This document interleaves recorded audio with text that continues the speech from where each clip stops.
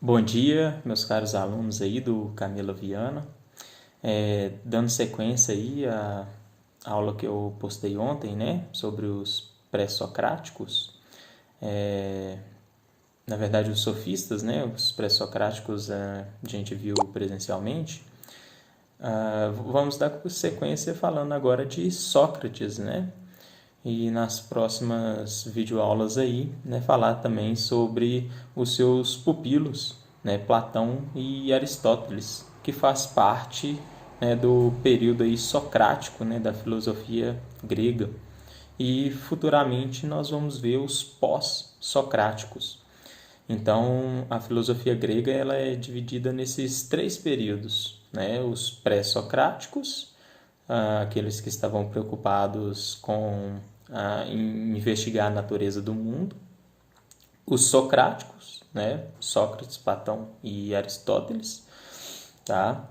Os sofistas estão aí nessa transição, tá? Dos pré-socráticos e socráticos, e os pós-socráticos, né? Que vão abdicar um pouquinho, né, dessa questão metafísica do mundo e se preocupar com questões mais éticas, tá? Então, os princípios ali dos pós-socráticos vai estar baseado ali nas doutrinas do cinismo, epicurismo e estoicismo, mais ligadas com as questões ali dos prazeres, né, da moral, principalmente o estoicismo, né, que vai estar bem presente nas doutrinas cristãs, né, da Idade Média, tá, no qual o homem deveria abdicar, né, de prazeres e ter uma moral mais rígida, tá, bem aceita aí pela doutrina cristã. Mas isso é um próximo momento, depois, né, irei gravar outros vídeos aí falando sobre, né, esses pós-socráticos aí. Bom, então vamos falar um pouquinho sobre Sócrates. Sócrates, né, considerado aí o pai da filosofia, tá? Porque ele vem rompendo lá com os pré-socráticos, né, e busca investigar questões morais, além, né, dessa investigação da physis, né, da natureza do mundo.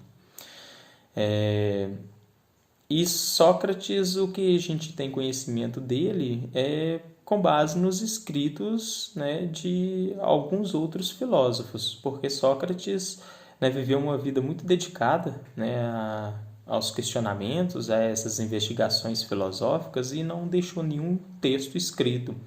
Então, principalmente Platão, né, onde que nós vamos ter ali nos seus livros A República, O Banquete e Fedron, as maiores informações aí sobre Sócrates, né? E Sócrates é sempre apresentado, né, como um personagem que está dialogando com outros, né? Porque o diálogo ele vai ser o método socrático, né? Por meio do diálogo é que Sócrates buscava conhecer, né, as verdades aí do mundo, buscava a definição de conceitos universais. E aí vem uma outra crítica, né, que Sócrates fazia a um grupo de filósofos, né, da sua época, os sofistas. Né? A gente viu que os sofistas eles relativizavam, né, a verdade e os conceitos, dizendo que cada pessoa, cada indivíduo, né, tinha a sua própria definição ali, né, dos conceitos, ou seja, os conceitos então eram subjetivos, tá? E Sócrates buscava a definição de um conceito universal, né, que não fosse relativo a cada indivíduo, mas que fosse aplicado a todos, tá? Então, o que era justiça, né? Justiça deveria ser um conceito aplicado em todas as situações e não, né, só determinada, aplicada em determinado indivíduo, né, do ponto de vista de um indivíduo em determinada situação, tá? Então essa era uma das críticas, né, que o Sócrates fazia aos sofistas e também a sua venda do conhecimento, né, porque os sofistas eram os professores, né, recebiam para transmitir, né, o seu conhecimento aos alunos. Então Sócrates criticava isso também, né, que o conhecimento ele deveria ser né, livre, né? Porque a partir do momento que você vende esse conhecimento, você acaba interferindo, né, no que passar, né? Enfim, só algumas pessoas poderiam comprar esse conhecimento, tá? Então, Sócrates critica muito isso, dizendo que todas as pessoas deveriam ter capacidade, né, de adquirir esse conhecimento. Bom, então, já falei que o método socrático é o diálogo, né? Já vou apresentar para vocês como que se dava esse diálogo, né? Como que se dava o início dessa investigação filosófica de Sócrates, né? E falei essas principais críticas que Sócrates fazia com relação aos sofistas, né? Que era a relativização, né, dos conceitos. Ele buscava conceitos, então, universais, que fosse aplicado em todas as situações. Bom, então, o método de Sócrates, como que ele funcionava? Primeiro de tudo, Sócrates dizia que as pessoas tinham que admitir a sua ignorância, né? Só a partir do momento que ela admite a sua ignorância, né, que só sabe que nada sabe, é que ela vai conseguir buscar, né, buscar aprofundar as suas verdades, buscar um conhecimento verdadeiro, tá? Então, ele, quando admitiu que não sabia nada de determinados assuntos, ele saiu ao mundo, né, perguntando às pessoas que achavam que sabiam alguma coisa, né, de determinados conceitos, tá? Para tentar achar essa verdade. E ele acabou chegando à conclusão que as pessoas que se diziam sábias sobre determinadas questões, na verdade, né, não sabiam era nada. Então, por isso, quando ele admitia a sua própria ignorância, né, não saber de um determinado assunto, ele chegava à conclusão de que sabia mais do que aquelas pessoas que achavam que sabiam, né, tudo sobre determinado assunto, mas que, por meio do diálogo, ele mostrava a elas que elas não sabiam.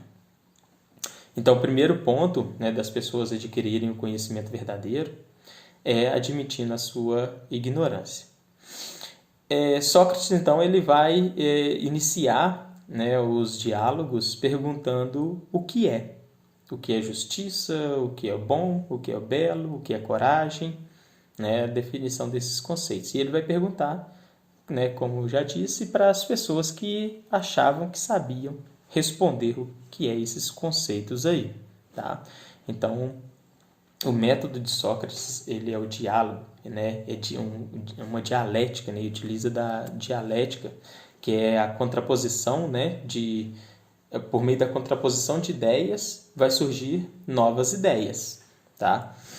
E o Sócrates, ele vai utilizar, né, da ironia para derrubar, né, para destruir os argumentos dos seus interlocutores, né, quando eles dizem que sabem definir determinados conceitos, tá? Porque por meio da ironia ele vai mostrar outra situação para esses interlocutores, né, dizendo que mostrando para eles que aquele conceito que ele acabou de definir não se aplica a uma outra situação.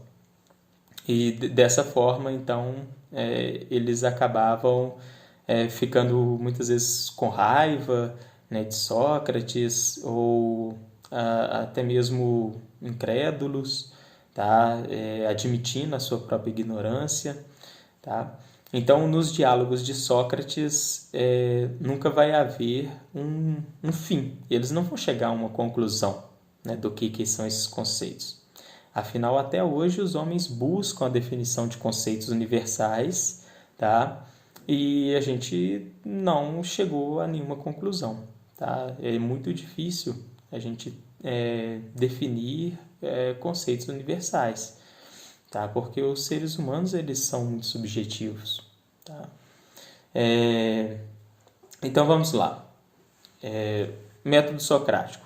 Pergunte, né, a quem acha que sabe, aos sábios, o que é determinado conceito. Ele vai te dar uma definição. Então, apresente, né, uma outra situação onde que essa definição ela não se encaixa, né? Isso daí é utilizando da ironia para destruir aquele argumento do interlocutor. Então, ele vai ficar sem resposta, tá? E dessa forma, né, vai ajudar aquela pessoa, né, a concluir, né, que não sabia nada do que ele achava que sabia. A esse diálogo, tá, Sócrates vai dar o nome de maiêutica, porque sua mãe era parteira, né? Vem aí a história de sua mãe era parteira e ajudava a dar, né, trazer ao mundo, né, as crianças. Então, da mesma forma, né, Sócrates, por meio do diálogo, ajudava as pessoas a parirem suas próprias ideias, tá? Então, ele era um parteiro de ideias, né? Dava luz a ideias, a interlocutores. Um exemplo aqui do método socrático. Ele indaga, né, a um juiz o que é a justiça. E esse juiz diz, ser justo, né? Justiça é dizer a verdade, independentemente, né, das coisas, e pagar suas dívidas. Então Sócrates, né, apresenta uma outra situação. Então, se um amigo pede para você ficar com as armas dele quando ele está saudável e ele as pede de volta quando está louco, não parece ser o meu dever devolvê-las, nem serei recriminado se mentir, que não estou com elas. Ou seja, nessa situação, né, é certo mentir e é certo não devolver, não pagar suas dívidas. Então, ser justo não pode ser, né, dizer sempre a verdade e pagar sempre as suas dívidas, né? Porque nesse caso aqui, se eu for justo e devolver as armas para um louco, né, pagando minhas dívidas ou dizendo a verdade para ele, né, eu posso estar contribuindo, né, para que aquela pessoa, né, no momento ali de loucura, cometa um crime, né, algum atentado ali, né, e eu seria cúmplice dessa injustiça. Então, por meio desses diálogos aí, as pessoas não gostavam muito de Sócrates, né? Um Sócrates incomoda muita gente, né? E dois Sócrates muito mais. Então imagina, né, Sócrates fazendo com que os jovens, né, atenienses, né, seguissem as suas ideias, né, o seu pensamento, os seus questionamentos aí na sociedade em que eles estavam vivendo. Então, o método socrático ele também tem uma implicação filosófica, né, que é o erro moral.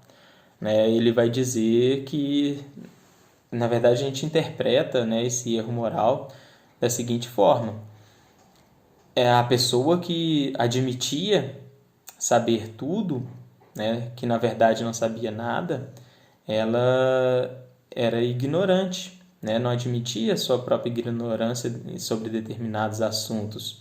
Então, o erro moral ele se torna um erro intelectual, né, dessas pessoas que se diziam sábias aí. Aí ele vai dizer que o erro é ignorância e saber é poder. Tá? E todas as pessoas poderiam adquirir, né, saber. Então, Sócrates, né, no meio, né, da sua vida inteira ali, ele vai acabar criticando o sistema democrático ateniense. E vai ser essa crítica aí que vai levar ele a ser condenado, né, à morte, né, pelos seus juízes ali, né, pelos cidadãos atenienses. Qual era a crítica que Sócrates fazia à democracia? A democracia ateniense era por meio ali do sorteio, né? Os líderes ali, o Conselho dos 500, né, eram sorteados, né? Então ele vai dizer, por que você escolheu um médico, né, escolheu um general, você escolhe essas pessoas pelo seu saber, né? E na hora de se tratar da política, da administração da polis, você escolhe as pessoas por sorteio, né? Deveria ser da mesma forma, deveria escolher pessoas mais capacitadas para administrar a cidade. Então Sócrates, né, vai propor que o líder político seja escolhido pelo saber, assim como em outras áreas. E ele vai dizer que se todas as pessoas têm capacidade de adquirir o saber, não deveria se excluir, né, mulheres, né, estrangeiros, escravos também, né, porque essas pessoas não eram consideradas cidadãos em Atenas.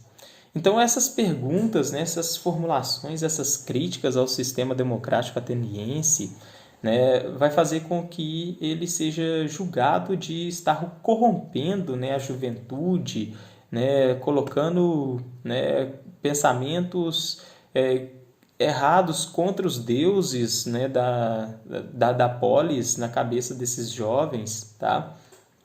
Dizendo que questionava os valores, as tradições, né, de Atenas. Então, por esses motivos, Sócrates vai ser condenado a beber cicuta.